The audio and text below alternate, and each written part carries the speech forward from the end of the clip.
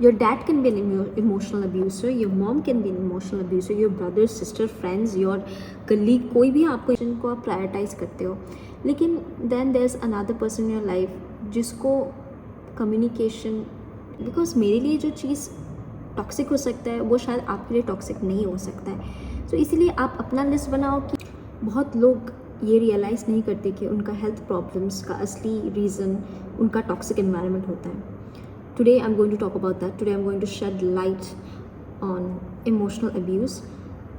आप सभी को पता है फिज़िकल अब्यूज़ के बारे में, बिकॉज जब किसी के ऊपर फिज़िकल अब्यूज़ होता है तो वो दिखता है. ब्रूसेस होता है, निशान होते हैं, मार्क्स होते हैं, and then you can easily identify that okay this she और he is a victim of physical abuse. लेकिन what about emotional abuse? Just because we can not see something does not mean it don't exist. Hello everybody, my name is Seema and thank you for watching The Social Professor, and I heartily welcome you all to yet another episode of From My Heart to Yours. And today we are going to talk about emotional abuse. So let's get started. Okay, so now I'm going to talk about some signs. और अगर आपको लगता है कि you are also going through these things, then maybe you are a victim of emotional abuse. So the first sign is constant self-doubt and feeling guilt. Okay, and then second will be अपने feelings को express करना comes difficult to you. आप अपने feelings को express नहीं कर पाते हो. And the third thing is you are frequently having headaches, या फिर आपका स्टोमक अपसेट रहता है, गैस्ट्रिक इश्यूज़ होता है, एसिडिटी इश्यूज़ होता है, या फिर आपके यहाँ पे दर्द होता है या फिर आपके बैक में दर्द होता है. तो if you are going through all this things and also sleepless nights, आपका sleep schedule is literally.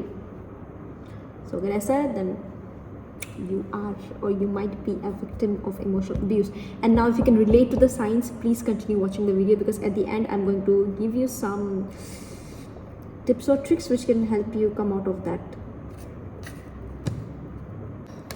Emotional abuse are non-physical behaviors which are meant to either control, isolate or frighten you.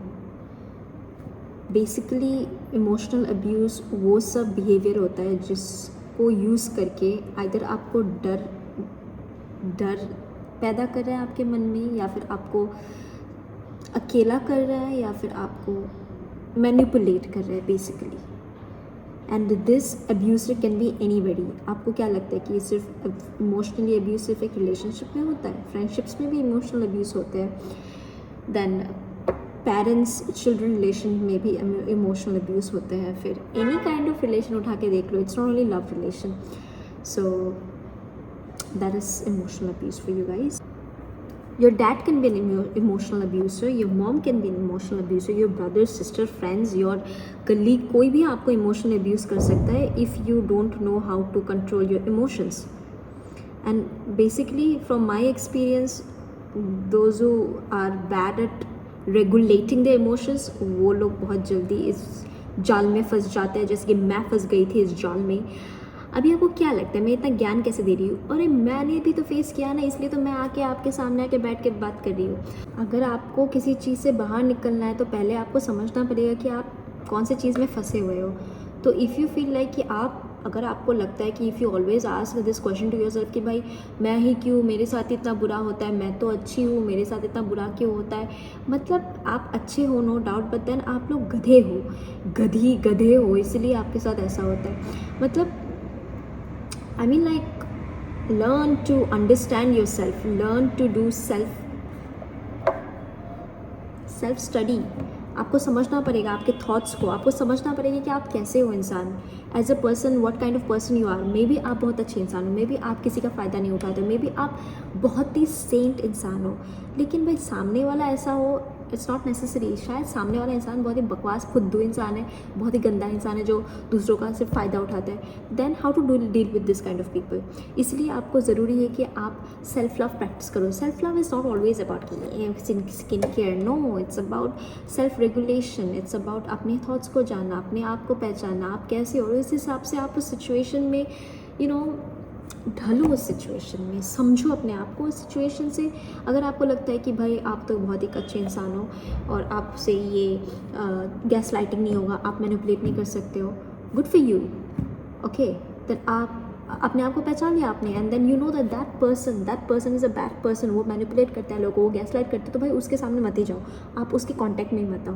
This is how you save your self, because आपको पता है आप fight नहीं कर पाओगे, आपको पता है कि आपके माइंड में सिर्फ कम बैक चलता रहता है, लेकिन आप मुंह से बोल नहीं पाते हो। तो भाई इससे अच्छा नहीं, just avoid the situation, just run. Why do you need to go and meet with the toxic people? No need. You don't need to be Bob the Builder. You don't need to fix everybody. मैं बोल रही हूँ कि you don't need to fix, but I am the one fixing everybody in my life. Mostly I try.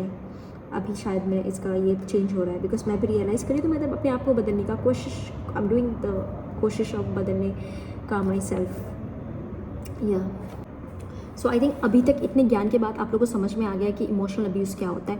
वो दिखाई नहीं देता है, लेकिन आपको कोई ना कोई डर खिला रहा है, मैनिपुलेट कर रहा है, गैसलाइट कर रहा है, और आप फंसते जा रहे हो। आप हमेशा गिल्टी फील करते हो, आपको लगता है कि अरे मैं तो अच्छी नहीं हूँ, मैं तो अच्छा नहीं हूँ, और मैं तो बुरा इंसान हूँ, और मैं शायद कुछ भी नहीं कर पाऊँगा लाइफ में, मैं वर्थलेस फील करता हूँ, मैं बहुत ही यू फील लाइक दैट। आपको लगता है कि दुनिया में सब अच्छे हैं लेकिन आप ही अच्छे नहीं हो, या फिर आपको लगता है कि मैं अच्छी हूँ लेकिन मेरे साथ अच्छा क्यों ना हो रहा है। This means you are a victim of emotional abuse. कभी ना कभी आपके साथ किसी ना किसी ने इमोशनल अब्यूज़ किया हुआ है। एंड मैं अभी भी बोल रही हूँ, just because your parents does not mean they are like perfect, they are also human beings, mistake हो जाता है। उनके टाइम में तो ये mental health and all that था भी नहीं, तो शायद they might have been emotionally abusing you, करते आ रहे होंगे शायद, मैनिपुलेट करते आ रहे होंगे शायद, या फिर you know what, but now you know, after watching my video now you know कि क्या करना है, क्या होता है, क्या नहीं करना है। अभी क्या नहीं करना है मैं वो बताने वाली हूँ। अगर आपको अभी आपने रिलेट कर लिया पूरे वीडियो से, आपको समझ में आ गया कि हाँ भाई मैं भी तो एक इमोशनल विक्टिम हूँ जिसके साथ इमोशनल अब्यूज़ हो रहा है, तो आप लोग अभी क्या कर सकते हो इस चीज़ को बदलने के लिए। The first one is very simple, लेकिन हम लोग कर नहीं पाते। फर्स्ट जो आपको सीखना पड़ेगा, इट्स सेइंग नो। अगर आपको किसी भी चीज़ से अनकम्फर्ट फील होता है, may be it is a good thing, may be ये बहुत ही अच्छा काम है, but at the present moment आप वो केपेबल ही नहीं है उस चीज़ को करने के लिए। Just say no, no, that's it, no need of giving any explanation, just say no, no, ख़त्म, बात ख़त्म। तो वो दूसरा पर्सन आके आपसे पूछेगा कि भाई क्यों नो बोल रहे हो, आप ऐसा कैसे कर सकते हो, I didn't expect, I thought you are a good person. तो उन लोगों को बोलना कि I am a good person, I know that, but अभी के लिए मैं नहीं कर सकती ये चीज़, या फिर अभी के लिए मैं नहीं कर सकती ये चीज़, मुझे माफ़ करो। No is a no and I don't want to explain myself, that's it. And the second thing is, मैं हमेशा बोलती रहती हूँ, सेल्फ लव को प्रायोरिटी दीजिए। सेल्फ लव मतलब अपने डाइट के ऊपर ध्यान दो, अपने स्लीपिंग साइकिल के ऊपर ध्यान दो। अगर आप किसी के अपॉलॉजी के लिए वेट कर रहे हो और वो इंसान आपको अपॉलॉजी नहीं देता है, और आप वेट करते रहते हो कि भाई वो आके मुझे सॉरी बोलेगा, मैं वेट कर रही हूँ, नो, शायद वो लोग केपेबल ही नहीं है इस चीज़ को करने के लिए, शायद उन लोगों को फ़र्क भी नहीं पड़ता है, शायद दे आर ऑल्सो सफरिंग, शायद उन लोगों को पता भी नहीं है कि वो लोग बीमार हैं। तो just leave them, you focus on what brings you peace. I know that कभी कभी हम लोग बस वेट करते हैं उस मोमेंट के लिए, कब वो इंसान, सामने वाला इंसान रियलाइज़ करेगा कि they have done wrong to us, and they will come and say sorry, because we say sorry. But शायद not everybody is understanding like we do, शायद उन लोगों को फ़र्क भी नहीं पड़ता है। तो आप ना क्लोजर ढूंढना बंद करो, और आप ये बस समझ लो कि भाई वो लोग चूतिया है, वो लोग मैनरलेस है, उन लोग को पता ही नहीं है कि कैसे ह्यूमन टू ह्यूमन कनेक्शन का बनाते हैं। आप तो अच्छे हो, तो you just try to focus on your peace. And the third thing is, toxic लोगों से दूर रहो। I know easy said than done, इतना ईजी नहीं होता है ना। अनदर थिंग इज़ कि ये जो टॉक्सिक वर्ड है ना, it's very individualistic what I feel like, because मेरे लिए जो चीज़ टॉक्सिक हो सकता है वो शायद आपके लिए टॉक्सिक नहीं हो सकता है। तो इसीलिए आप अपना लिस्ट बनाओ कि कौन सा कैरेक्टरिस्टिक अगर एक इंसान में होता है तो वो टॉक्सिक होता है, उस हिसाब से आप दूर रहो ना भाई। अगर आप एक सेंसिबल इंसान हो, फॉर एग्जांपल मैं एग्जांपल दे रही हूँ, एग्जांपल देने में माहिर हूँ बिकॉज मैं प्रोफेसर हूँ, तो भाई मेरा ज़िंदगी तो एग्जांपल्स में चलता है। तो अगर आप एक बहुत ही सेंसिबल इंसान हो, जिसको हमेशा कम्युनिकेशन, जिसको मतलब communication is the key, communication को आप प्रायोरिटाइज़ करते हो, लेकिन then there is another person in your life जिसको कम्युनिकेशन करना जमता नहीं है। मतलब देखो, देयर आर टू सिनेरियोज। एक तो कि ये है कि उस इंसान को, सामने वाला इंसान को पता है कि आपके लिए कम्युनिकेशन कितना ज़रूरी है, तो वो जानबूझ के भी अगर आपको वो रिस्पेक्ट नहीं दे रहा है, देन ढूंढे that kind of that, I think that person is toxic. ठीक है, क्या वो ट्राई कर रहे हैं? Because communication is not always about कि सामने आके बैठ के बात करें। अगर आप वर्बली कम्युनिकेट नहीं कर पाते हो तो maybe you can just write and communicate. That is why written communication is also there ना। I know there are some people जो शायद अपने फीलिंग्स को एक्सप्रेस नहीं कर पाते बात करके, but letters work, may be a text works या फिर voice mail works. Okay, they can just shut you down like that. It's like आप किसी के लिए वेट कर रहे हो और बस वेट कर रहे हो, आपको पता नहीं है कि भाई वो इंसान समझ भी पा रहा है ये कितना मतलब प्रॉब्लम हो रहा है, दिस वेटिंग।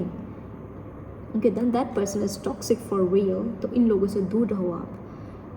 ना अगर आपको पता है कि भाई आप एक इमोशनल अब्यूज़ के शिकार बन चुके हो और आप अपने आप को चेंज भी नहीं कर रहे हो, तो आपको मतलब क्या हो सकता है मैं बता रही, बिकॉज साइंस भी प्रूव कर चुका है कि there is a relation between being in a toxic environment, being emotionally abused and वो फिर बीमार होना ना। व्हाट काइंड ऑफ बीमार होना? तो जो लोग इमोशनल अब्यूज़ के शिकार होते हैं तो आगे जाके उनको बहुत सारे डिजीज़ हो जाते हैं, क्रॉनिक डिजीज़ बेसिकली। बिकॉज जब हम लोग हमेशा स्ट्रेस्ड रहते हैं, जब हम लोग हमेशा किसी चीज़ को लेके स्ट्रेस रहते हैं, तो क्या होता है धीरे धीरे वो स्ट्रेस ना हमारे बॉडी को अफेक्ट करता है नेगेटिवली ऑब्वियसली। फिर प्रॉब्लम्स होना स्टार्ट होता है, हम लोग को समझ में नहीं आता है, पहले छोटा छोटा प्रॉब्लम से स्टार्ट होता है, फिर आगे जाके शायद आपको आर्थराइटिस हो जाए, या फिर आपको थायराइड का प्रॉब्लम स्टार्ट हो जाए, या फिर आपको शुगर प्रॉब्लम्स हो जाएगा, या फिर आपको कोलेस्ट्रॉल हो जाएगा, बीपी हो जाएगा। अजीब लगता है सुनने में, मुझे भी नहीं लगता था कि भाई ये सब होता है, but all this diseases which I have mentioned are basically chronic diseases. ये एक दिन में डायरेक्टली ये लाइफस्टाइल इश्यूज़ के वजह से होता है। और लाइफस्टाइल इश्यूज़ कब होता है? जब स्ट्रेस की वजह से हम लोग का लाइफस्टाइल बर्बाद होता है। तो स्ट्रेस क्यों होता है? जब हम लोग सही एनवायरनमेंट में नहीं रहते हैं। सो ऑल इन ऑल सब कुछ का एक ही रीज़न है, दैट इज़ abuse, right?